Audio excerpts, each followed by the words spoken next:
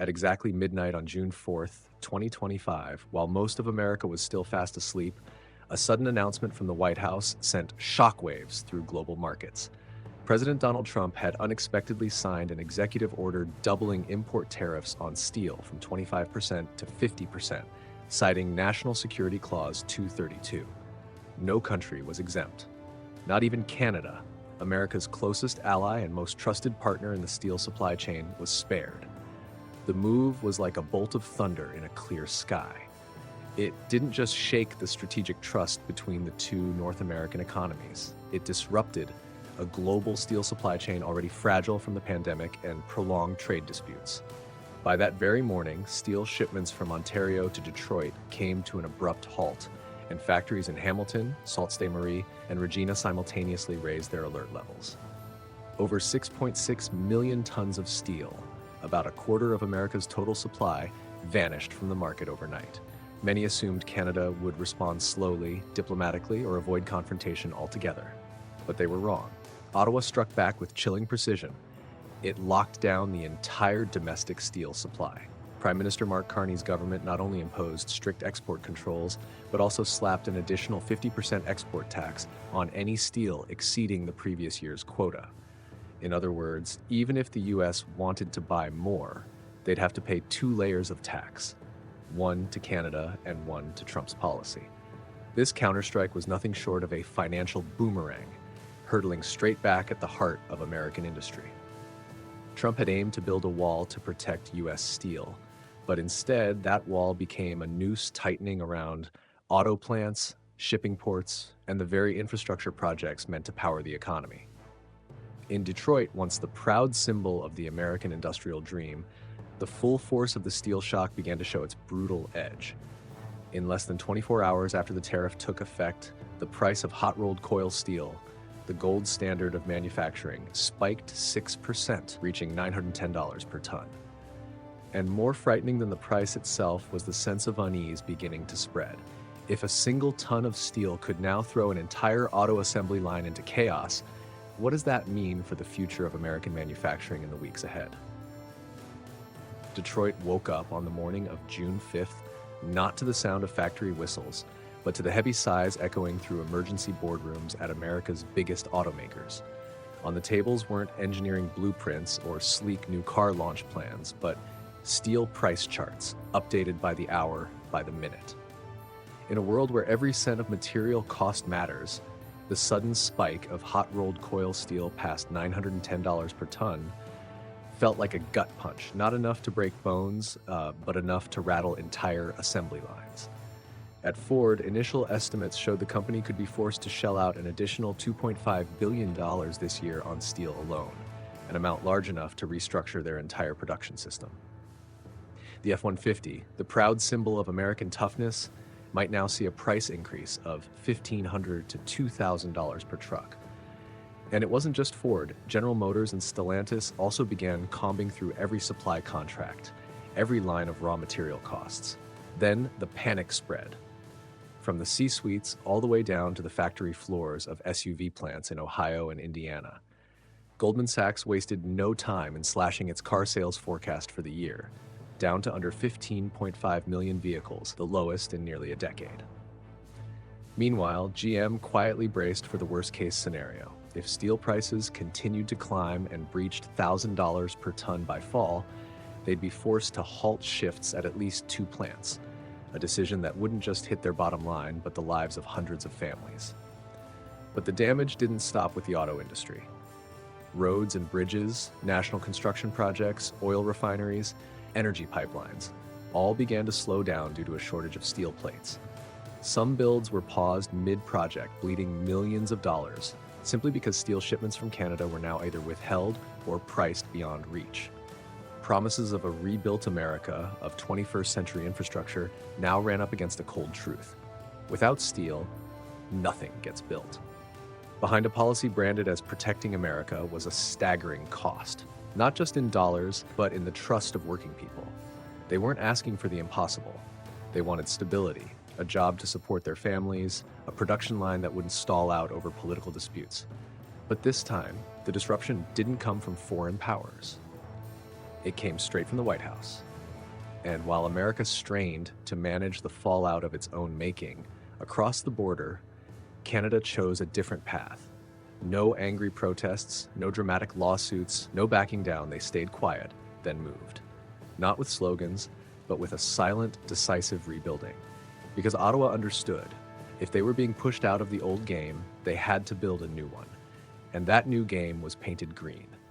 Green with clean steel, renewable energy, and a vision not shackled to the fleeting rage of any one president. While Washington remained entangled in inflation figures and endless debates over America First, a quiet door was opening in Ottawa.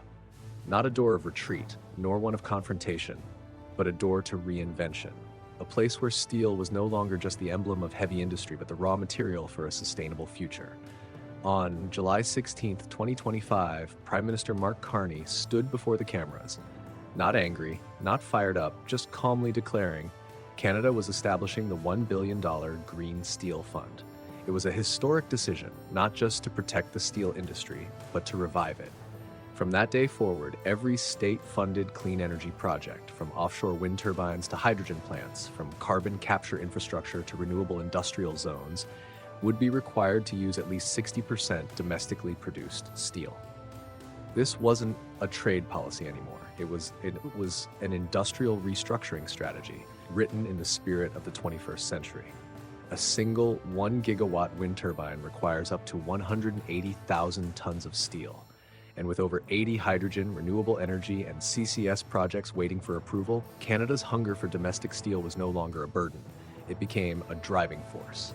It was no coincidence that steel mills from Ontario to Alberta began ramping up production, not out of fear of losing the US market, but because, for the first time in years, they had a market of their own, resilient, green, and forward-looking.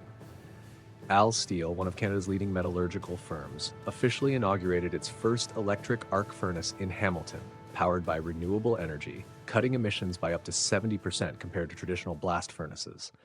This was no longer defense. It was a full-on offensive into the future.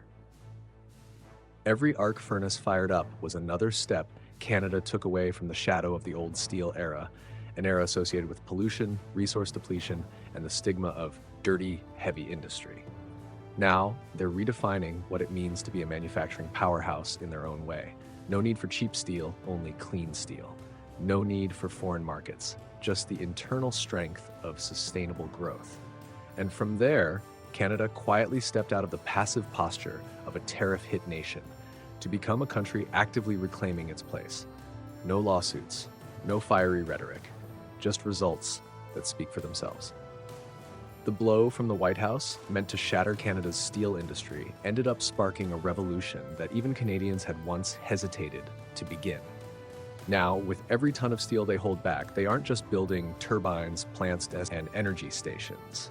They're constructing a new narrative, that from pain and pressure, one can rise through reason, technology, and steadfast resolve. And as Canada builds its future on the foundations of green steel, Americans are starting to face the bitter truth. Not everyone pays the price of tariffs. Some nations, when backed into a corner, know how to use that very wall to launch themselves upward, carving out a path that no one can block. And from this moment on, the question is no longer who wins the steel war, but rather, who has the courage not to get trapped in their own pride? The dream of a self-reliant America built on domestic steel, penned with bold strokes by Donald Trump, is now confronting a harsh reality: one invoice, one contract, and one delayed shipment at a time. American consumers are beginning to feel in real terms the cost of pride, not through headlines, but through the actual money they spend on a car, on building a home, or launching any infrastructure project.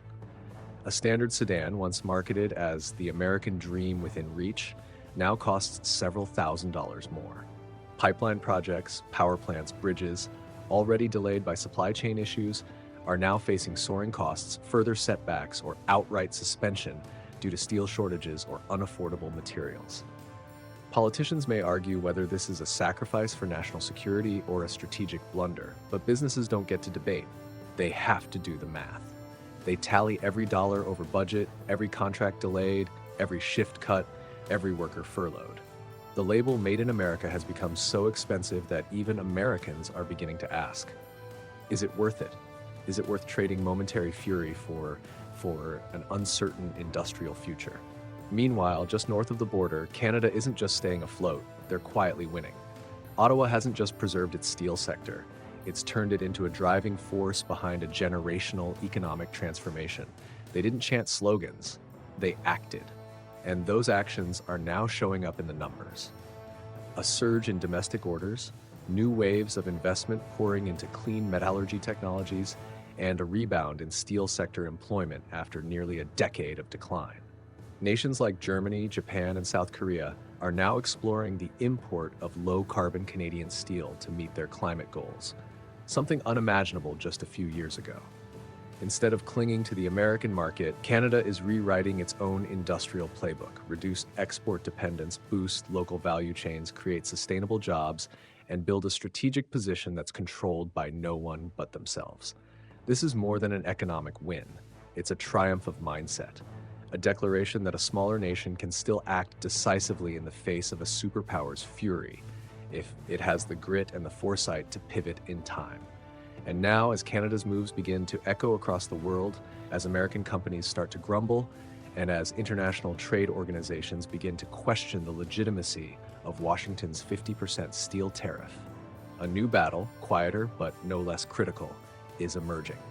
It's not playing out on factory floors or trading desks, but in the meeting rooms of the World Trade Organization, WTO, where the America First doctrine is now colliding with the rules of the global order. And this time, if Donald Trump miscalculates his next move, the one cornered won't be Canada, it will be the United States itself. Washington may still be keeping quiet amid mounting domestic criticism, but in Geneva, the headquarters of the World Trade Organization, a legal earthquake is silently gaining momentum. Trump's 50% steel tariff, justified under Section 232 for national security, is now being challenged by the very weapon the U.S. once wielded to defend its own trade policies: international law. And this time, Canada isn't responding with outrage or retaliation. They've chosen a language the global community cannot deny: tight legal reasoning and strategic compliance. Ottawa doesn't call it retaliation. They simply say they're reallocating export quotas. In other words, keeping steel at home, managing material flows, and taxing any overage. It's a model Brazil has successfully used in the past, and it does not violate the core provisions of the GATT, the General Agreement on Tariffs and Trade. On paper, Canada is neither banning exports nor discriminating. They're merely prioritizing national interest, something the U.S. itself has long claimed as a right. But this legal chessboard holds a bitter paradox for Washington. If the U.S. files a complaint at the WTO, it must prove that Canada's export restrictions violate trade freedom. But in doing so, they'd also be admitting that their own Section 232 tariffs, supposedly based on national security, lack justification. Conversely, if the U.S. wins and the WTO rules Canada's actions unlawful, then Ottawa, as the injured party, would be entitled to respond with even stronger trade measures. It's a trap of their own making, one Trump set but now finds himself stepping into. Once international law is triggered, political declarations must be dissected with legal scalpels, where emotion holds no sway and logic is the only game in town. Mark Carney knows this, and he said just one line: calm, measured, and razor sharp. If the U.S. lifts the tariff, Canada will reopen the flow of steel immediately. A statement that sounds like an olive branch, but in truth punts the ball back to Washington, where every next move is now locked inside a legal maze from which there's no easy escape. At first glance, it may seem like a trade skirmish, but in reality, it's a textbook example of how a middle power can use the rules of the global order to challenge a superpower, without force and without overt retaliation. Canada didn't turn to the WTO because they were weak, but because they understood the rules. They didn't need to shout, "We've been wronged." They let the trade clauses speak for them. And with each passing day, as the case file thickens in Geneva, it becomes clear: this steel battle is no longer about who strikes first, but who can force the other to abide by their own rules. What's more intriguing is that while the legal battle simmers, a deeper transformation is quietly unfolding on the ground. Because Canada isn't just fighting with laws, they're using the entire episode to rewrite their role in the global supply chain.